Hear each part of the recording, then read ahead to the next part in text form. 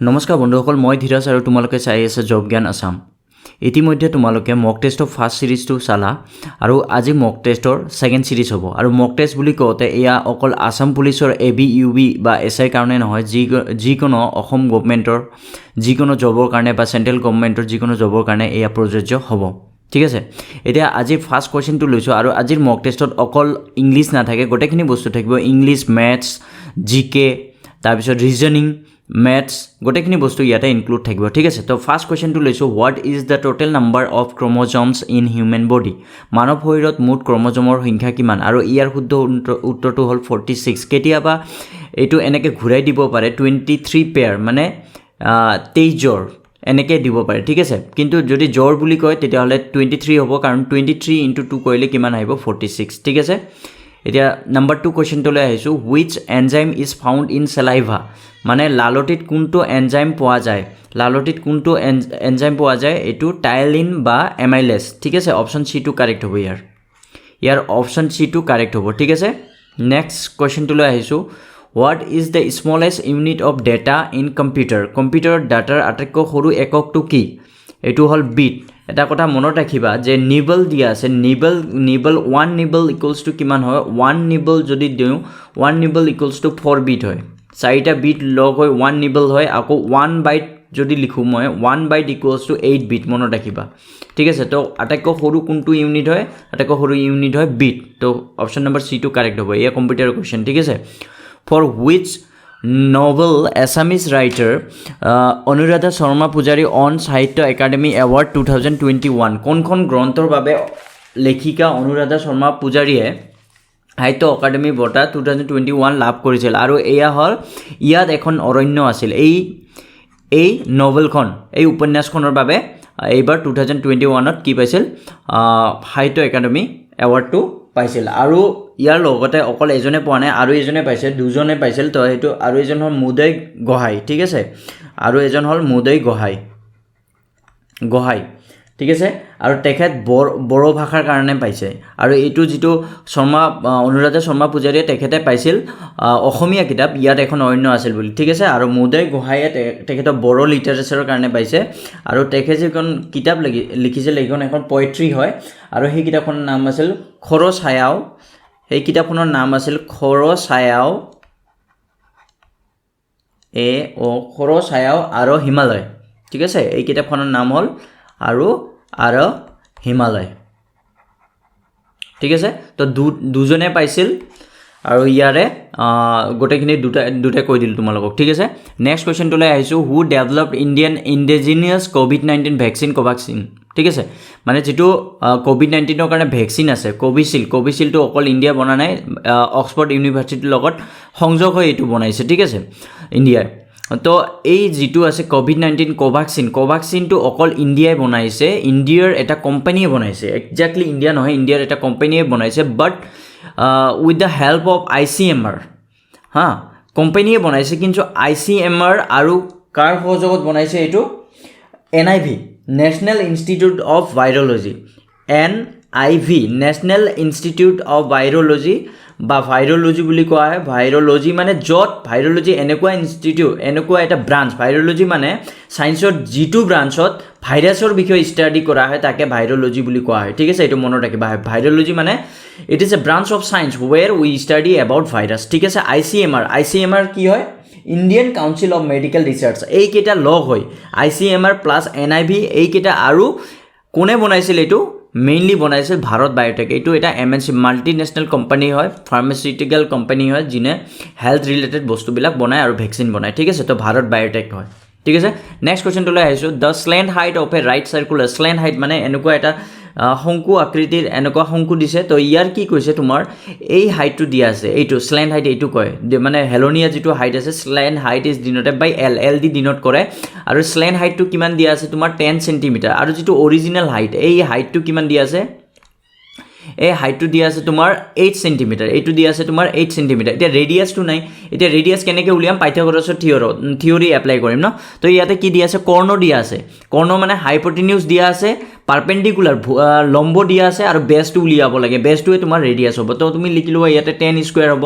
আৰু পাৰপেণ্ডিকুলাৰ মানে 8 স্কয়াৰ আৰু বেছ স্কয়াৰ তুমি ফাইন্ড কৰিব লাগিব তেতিয়া এইফালে 100 হয় আৰু 8 স্কয়াৰ মানে এইফালে আনিলে 64 হ'ব আৰু বি স্কয়াৰটো যদি ৰিমুভ কৰো ইফালে স্কয়াৰ ৰুট আহিব তো ইয়াতে কি হ'ব square root of 36 equals to B বেছ মানে ৰেডিয়াসে হ'ব ইয়াতে এটো চোৱা এইটো বেছ হ'ব বেছ মানে ইয়াতে ৰেডিয়াস হ'ব ঠিক আছে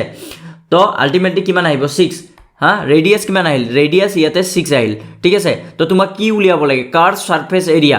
বক্ৰতলৰ বা বক্ৰপৃষ্ঠৰ কালি উলিয়াব লাগে আৰু বক্ৰপৃষ্ঠৰ কালি যদি উলিয়াব লাগে ইয়াৰ ফৰ্মুলা হল কাৰ্ভ সাৰফেস এৰিয়া বা বক্ৰপৃষ্ঠৰ কালিৰ ফৰ্মুলা হল তোমাৰ পাই আৰ এল ঠিক আছে কি হয় পাই আৰ এল তো পাই টু 22 বাই ইয়াতে পাই দিয়া আছে যেহেতু ডোন্ট নিড টু ৰাইট একো লিখিব নালাগে তো পাই টু পাই লিখি ৰাখা তো আৰৰ ভ্যালু তুমি পালা আৰৰ ভ্যালু কিমান পাইছে 6 এলৰ ভ্যালু অলৰেডি দিয়া আছে এইটো কিমান আছে 10 তো কিমান হ'ব 6 * 10 60 পাই হ'ব आंसर ঠিক আছে আৰু যদি কেতিয়াবা ভলিউম উলিয়াব দিব পাৰে ভলিউম মানে ঘনফল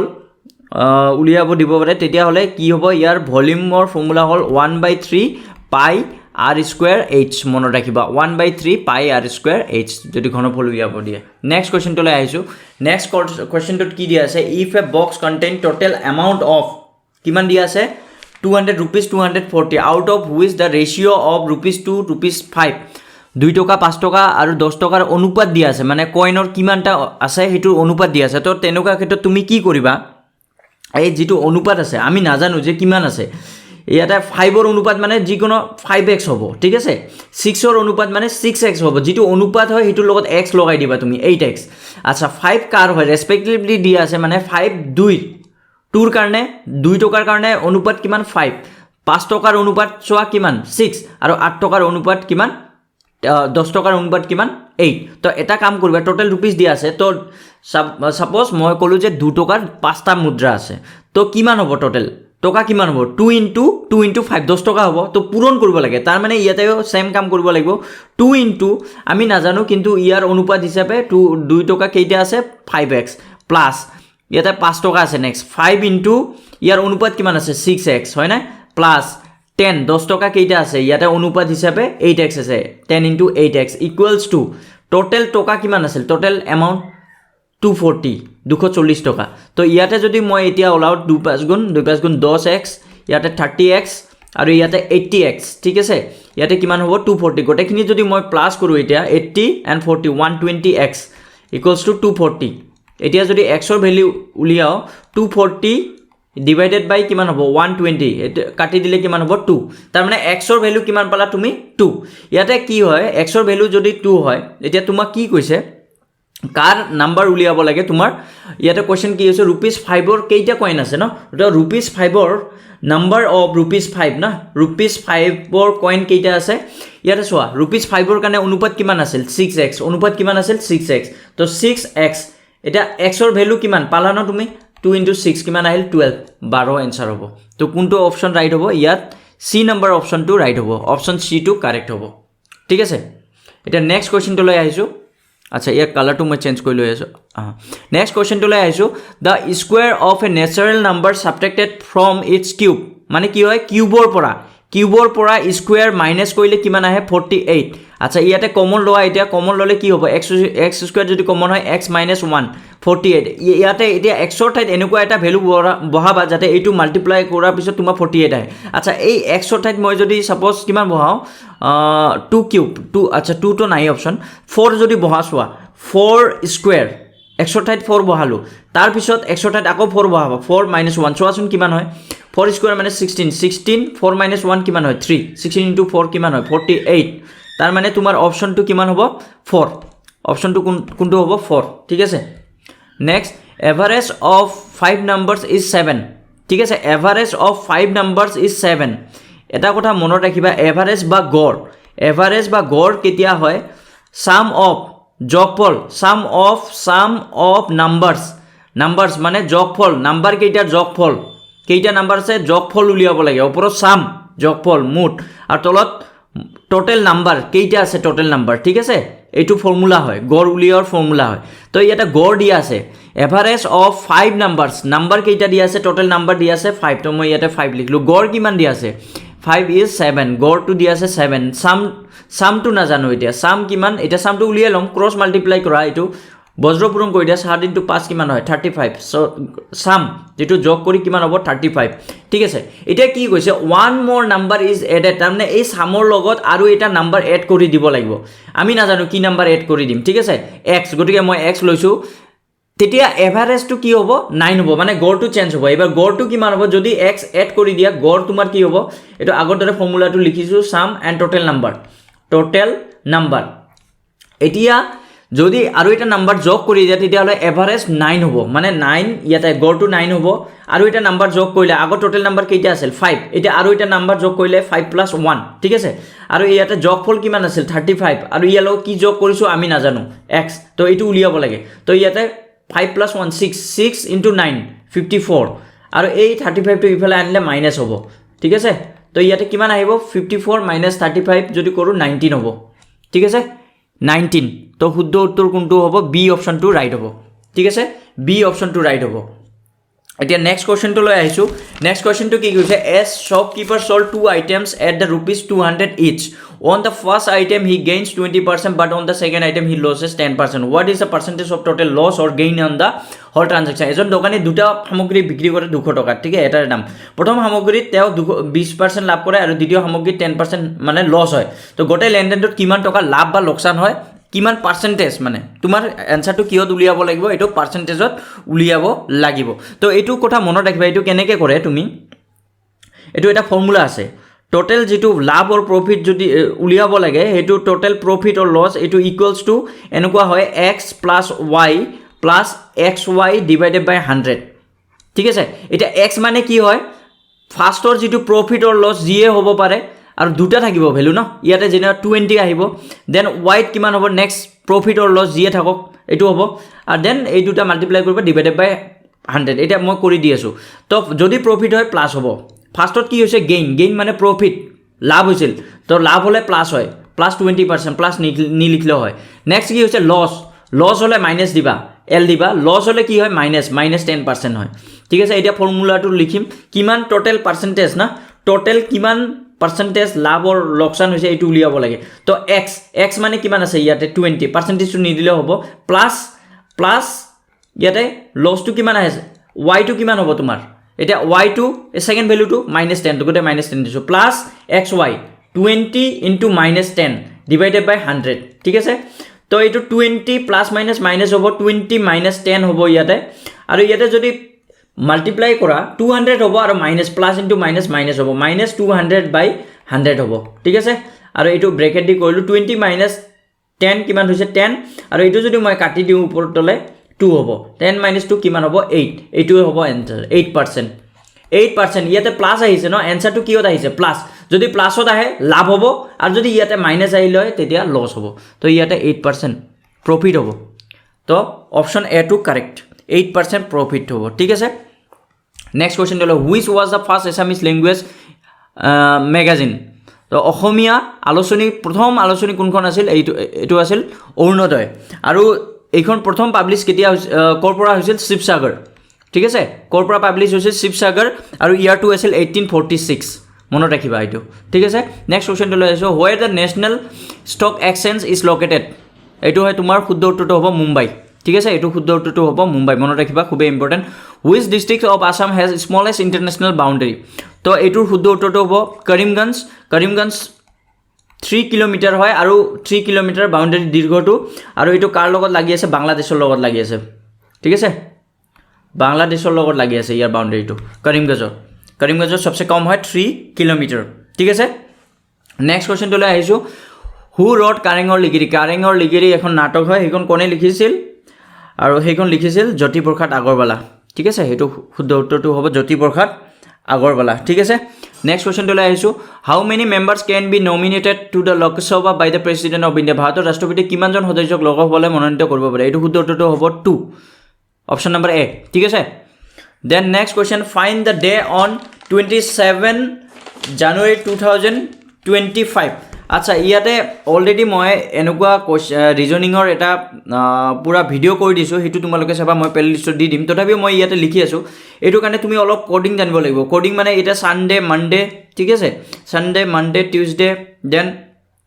ৱেডনেছডে, দেন থাৰ্ছডে, ঠিক আছে, দেন ফ্ৰাইডে এণ্ড ছেটাৰডে। এই কোডিংটো মই ইয়াতে লিখি লৈছোঁ। কোডিংটো এনেকৈ মনত ৰাখিব 1 2 3 4 5 6, তাৰপিছত আহে 0, ঠিক আছে। আকৌ ইফালে জানুৱাৰী গোটেই ইয়াৰৰ কোডিং লিখিব লাগিব, জানুৱাৰী ফেব্ৰুৱাৰী, ঠিক আছে, দেন মাৰ্চ এপ্ৰিল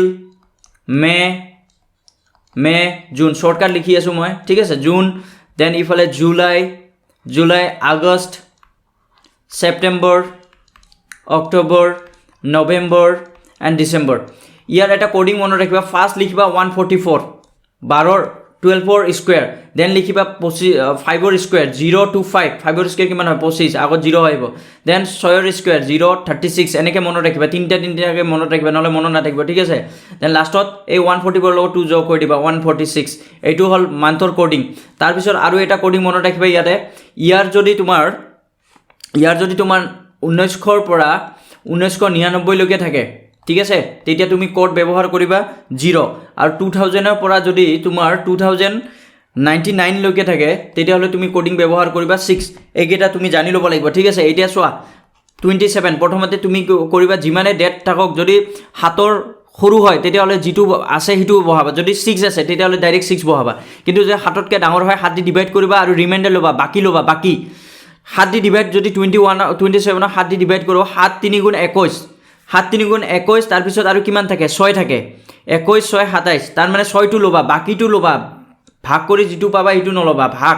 7 দি ডিভাইড কৰা, প্ৰথমত 7 দি ডিভাইড কৰিবা 27ক, ল'লোঁ 6, তাৰপিছত প্লাছ দিবা, তাৰপিছত তুমি কৰিবা জানুৱাৰী, ইয়াতে জানুৱাৰী দি আছে, জানুৱাৰীৰ কোড কিমান চোৱা, জানুৱাৰী যদি লিপিয়াৰ চাবা, তাতে আকৌ লিপিয়াৰ হ'লে এইটো 0 হ'ব, এটা কমি যাব, লিপিয়াৰ হ'লে এইটো 0 হ'ব আৰু এইটো 3 হ'ব, বাকী চব 7 থাকিব, কিন্তু এইটো লিপিয়াৰ নহয়, লাষ্টৰ নাম্বাৰটোক 4 দি যদি হৰণ যায় তেতিয়াহ'লে লিপিয়াৰ হয়, এইটো হৰণ নাযায়, ঠিক আছে। তো এইটো লিপিয়াৰ নহয়, লিপিয়াৰ নহ'লে প্ৰব্লেম নাই, যিটো নাম্বাৰ আছে সেইটো বহাবা। এতিয়া জানুৱাৰীৰ কাৰণে কোড কিমান আছিল, জানুৱাৰীৰ কাৰণে কোড 1 আছিল, তো 1 লিখিম, প্লাছ তাৰপিছত কি হয় লাষ্টত দুটা নাম্বাৰটো ল'বা, তাৰপিছত এইটো আকৌ 7 দি ডিভাইড কৰিবা, 7 দি ডিভাইড কৰিলে মনত ৰাখিবা অকল ৰিমাইণ্ডাৰ ল'বা, বাকী তো 25ক যদি 7 দি হৰণ কৰোঁ, 7 3 গুণ 21, আৰু 25 পাবলৈ 4 বাকী থাকে, তো বাকী 4, ঠিক আছে। নেক্সট আকৌ এইটোক কি দি হৰণ কৰিবা, নেক্সট 4 দি ডিভাইড কৰিবা, 4 দি হৰণ কৰিলে কিন্তু বাকীটো নল'বা, যিটো এনচাৰ আহে এইটো ল'বা,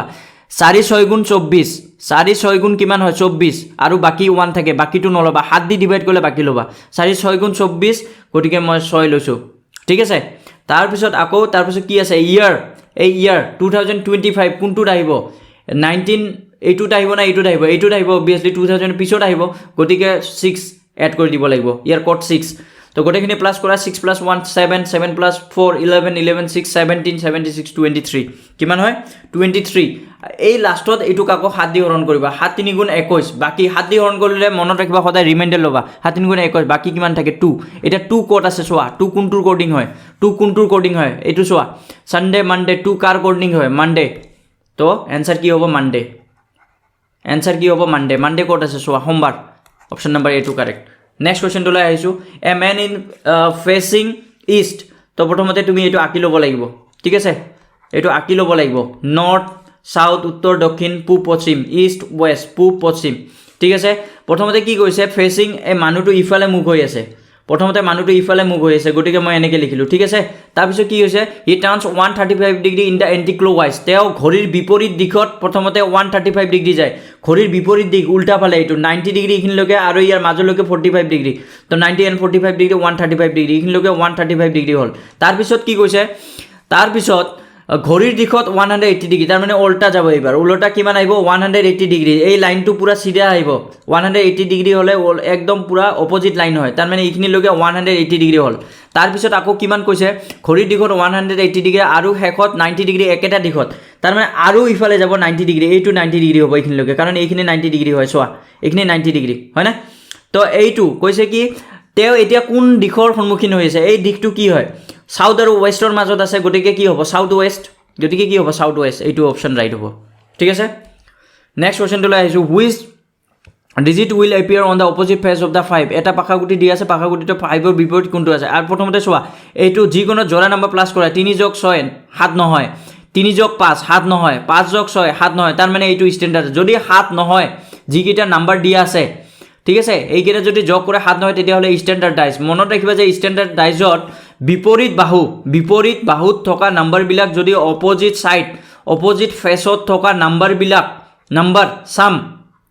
কিমান হয় 7 হয় অপজিট ফেচ নাম্বাৰ সাম কৰিলে কিমান হয় 7 হয় তাৰ মানে 3 ৰ লগত কি যোগ কৰিলে 4 3 ৰ বিপৰীত কিমান হ'ব 4 বা 4 ৰ বিপৰীত 3 5 থাকিলে কিমান হ'ব 2 বা 2 থাকিলে 5 হ'ব আৰু 6 থাকিলে কি হ'ব 1 নহলে 1 থাকিলে 6 হ'ব কাৰণ দুটা প্লাস কৰিলে 7 হ'ব লাগে ঠিক আছে তো ইয়াতে কাৰ কোৱেশ্চন হৈছে 5 তো 5 ৰ বিপৰীত কিমান হ'ব 5 ৰ উল্টা 2 হ'ব কাৰণ 7 হ'ব কাৰণে 2 লাগে তো ইয়াতে অপচন নম্বৰ এইটো ৰাইট হ'ব বি টু ৰাইট হ'ব নেক্সট কোৱেশ্চনটো লাইছো A is the son of B আচ্ছা এটা কথা মনত ৰাখিবা A is the son of B এটা কথা মনত ৰাখিবা এ যদি লৰা হয় মই এনেকে স্কয়াৰ দিম কাৰ সন হয় বিৰ এটা বি নাজানো যে কি হয় লৰা নে ছোৱালী হয় গতিকে একো দিয়া নাই বি এণ্ড সি আৰ সিস্টাৰ্স গতিকে দুজনে ভনী হয় মানে ছোৱালী হয় গতিকে ছোৱালী হলে ৰাউন্ড হা আৰু সমবয়সীয়া হলে এটা লাইন দিবা বি এণ্ড সি সিস্টাৰ্স মই এনেকে লিখিলো sisters to one another M is the mother of C এইফালে আকৌ M is the mother of C mother হলে পেৰেন্টস হয় গতিকে পেৰেন্টস হলে এৰো হ'ব ঠিক আছে mother of C P is the son of M আকৌ P is the son of M ইফালে আৰু এজন লৰা আছে P is the son of M এমৰ পুত্ৰ হয় পি তো এইটো পুত্ৰ হয় গতিকে এনেকে লিখিছো এতিয়া কি কৈছে P is the son of M then how P is related to A গতিকে পি আৰু এৰ মাজৰ সম্পৰ্ক কি এতিয়া চোৱা এইটো কি কৈছে এই দুজন ভনী গতিকে আলটিমেটলি এইটো একে মায়ে হ'ব ইয়াৰ ঠিক আছে তাৰ মানে কি হয় এই দুজন কি হয় দাদা ভাই ভনী গোটে কিজন ভাই ভনী হয় আৰু ইয়াৰ মাৰ যদি ভাই হয় তেতিয়ালে কি হ'ব মামা হ'ব তো মামা কোনটোত আছে অপচন মেটাৰনেল আঙ্কেল তো এইটো ৰাইট হ'ব অপচন নম্বৰ ডি টু ৰাইট হ'ব ঠিক আছে নেক্সট কোৱেশ্চনটো লৈ আহিছো in a certain code direction is written as B G আচ্ছা ডি এটা B G P C A R G M L মুঠতে ডি টু কি লিখিছে ডি টু লিখিছে বি আচ্ছা ডিৰ পিছত কি আহিছে ডিৰ পিছত বি ডি টু বি আহিছে মানে কমি গল 2 মাইনাস হল 4 ৰ পৰা 2 মাইনাস হৈছে ঠিক আছে দেন নেক্সট আই টু কি হৈছে চোৱা আই টু বি জি হৈছে আইৰ পৰা 2 কমাই দিয়া আকৌ জি হৈছে মানে 2 মাইনাস 2 হৈ আছে ঠিক আছে তাৰ পিছত নেক্সট চোৱা আৰ ৰ পৰা 2 কমাই দিয়া আৰ ক'ত গল আৰ ৰ পৰা 2 কমাই দিলে আকৌ পি হ'ব আৰ ৰ ঠাইত কি আহিছে পি হয় আৰ ৰ ঠাইত পি আহিছে দেন ই ঠাইত কিমান আহিব চোৱা ই ঠাইত যদি 2 কমাই দিও সি আহিব ই ঠাইত 2 কমাই দিলে কিমান হ'ব সি দেন নেক্সট গোটেইকেইটা চাই লবা টি ঠাইত যদি 2 কমাই দিও টি ঠাইত যদি 2 কমাই দিলে কি হ'ব আৰ হ'ব টি ঠাইত আহিছে আৰ গোটেইকে মানে গোটেইকেইটা 2 কমি গৈ আছে তুমি লাষ্ট লৈকে চাই লবা গোটেইকেইটা 2 কমাইছে তো তোমাক কি উলিয়াব লাগে মোবাইল তো এম ৰ পৰা 2 কমাই দিলে কি হ'ব চোৱা তুমি ইয়াৰ কোডটো চোৱা এম ৰ পৰা যদি 2 কমাই দিও কে হ'ব তাৰ মানে কে হ'ব তাৰ পিছত নেক্সট গোটেইকেইটাতে কে আছে প্ৰবলেম নাই অৰ পৰা 2 কমাই দিয়া অৰ পৰা 2 কমাই দিলে কি হ'ব এম কে এম হ'ব মানে কে এম ঠিক আছে গোটেইকেইটা কে এম আছে চাই লোৱা তাৰ পিছত কি আছে বি বিৰ পৰা 2 কমাই দিয়া বিৰ পৰা 1 কমালে এ আহিব কিন্তু এৰ আগত লেটাৰ নাই গতিকে আমি ঘূৰি ইয়াতে আহিব লাগিব জেড তাৰ মানে জেড হ'ব হয় না কে এম জেড চোৱা K M Z K M Y তো এইটোৱে ৰাইট হ'ব কে এম জেড বাকিখিনি নেদেখিলে হ'ব ইয়াতে ৰাইট হ'ব option number C to correct হ'ব next the main diet overeating মনত ৰাখিবা অভাৰ ইটিং অভাৰ ড্ৰিংকিং বা হাংগাৰ অভাৰ ড্ৰিংকিং বা হাংগাৰ ভোকত এইকেইটা যদি থাকে তেতিয়াহ'লে তোমাৰ অপচন নম্বৰ ফ্ৰম তেতিয়াহ'লে তুমি কি দিব লাগিব ডাইট ফ্ৰম মনত ৰাখিবা ঠিক আছে যদি বেছি খাই বা ভোকৰ কাৰণে মৰে তেতিয়াহ'লে তোমাৰ অপচন নম্বৰ কোনটো ৰাইট হ'ব সি ফ্ৰম টু ৰাইট হ'ব ঠিক আছে option number C from to right হ'ব মনত ৰাখিবা next Ramayana is a holy book যিকোনো ধৰ্মমূলক গ্ৰন্থৰ আগত ডি হয় ঠিক আছে সো এইটো option number C to correct হ'ব ঠিক আছে নেক্সট মাই মাদাৰ আচ্ছা up fill in the blank আছে ইয়াতে আৰ্লি ইন দ্য মৰ্নিং সদায় মনত ৰাখিবা যে এইটো হেবিট হয় এটা দৈনন্দিন কাৰ্য দৈনন্দিন হেবিট এটা হেবিটৰ সদায় হেবিট মনত ৰাখিবা সিম্পল প্ৰেজেন্ট টেন্স হয় ঠিক আছে আৰু এইটো থাৰ্ড পাৰ্সন সিঙ্গুলাৰ নাম্বাৰ হয় third person singular my mother third person singular number হয় থাৰ্ড পাৰ্সন সিঙ্গুলাৰ যদি নাম্বাৰ থাকে তেতিয়াহ'লে প্ৰেজেন্ট সিম্পল প্ৰেজেন্ট টেন্সত এছ বাই ই এছ যোগ হয় তো গতিকে গেটছ ইয়াতে কি হ'ব gets S by E S যোগ হয় তাৰ মানে gets up early in the morning যেনেকৈ the sun rises in the east the sun rises হ'ব ইয়াতে ৰাইজেছ ইন দ্য ইষ্ট, সদায় সূৰ্য সদায় পূব ফালে উদয় হয়, গতিকে এইটো চিৰসত্য বাক্য, ঠিক আছে, চিৰসত্য বাক্য। আৰু এইটো কি আছে, হেবিট, এইবিলাক চিম্পল প্ৰেজেণ্ট টেন্স হয়, মনত ৰাখিবা, ঠিক আছে। তো ইয়াতে অপশ্যন নাম্বাৰ এটো কাৰেক্ট হ'ব। Next, who build the Mahabhairav temple, Mahabhairav মন্দিৰ কোনে নিৰ্মাণ কৰিছিল, আৰু এইটোৰ শুদ্ধ উত্তৰ হ'ল বানাসুৰ বা বান ৰজা, তেখেত বান ৰজা বুলিও প্ৰখ্যাত আছিল, ঠিক আছে। আৰু ক'ত নিৰ্মাণ কৰিছিল, ক'ত আছে এই মন্দিৰটো, তেজপুৰ, ঠিক আছে। নেক্সট কুৱেশ্যনটোলৈ আহিছোঁ, ইন হুইচ ইয়েৰ আছাম সাহিত্য সভা ৱাজ ফাউণ্ডেড, কোনটো বছৰত কেতিয়া অসম সাহিত্য সভা প্ৰতিষ্ঠা কৰা হৈছিল, এইটো হ'ল 1917, আৰু মান্থটো আছিল ডিচেম্বৰ, মনত ৰাখিবা, ঠিক আছে। তো মষ্ট প্ৰবেবলি আজি তোমালোকে গোটেইখিনি MCQ বুজি পালা। তো এয়া এক খুবেই ইম্পৰ্টেণ্ট মক টেষ্ট হয়। তো যদি তোমালোকে ভিডিঅ'টো চাই ভাল পাইছা তেতিয়াহ'লে ভিডিঅ'টোত এটা লাইক কৰিবা আৰু কমেণ্ট কৰিবলৈ নাপাহৰিবা, আৰু যদি নতুনকৈ আহিছে তেতিয়াহ'লে চেনেলটো ছাবস্ক্ৰাইব কৰিবলৈ নাপাহৰিবা। আৰু ভিডিঅ'টো চোৱাৰ বাবে অশেষ ধন্যবাদ, থেংক ইউ।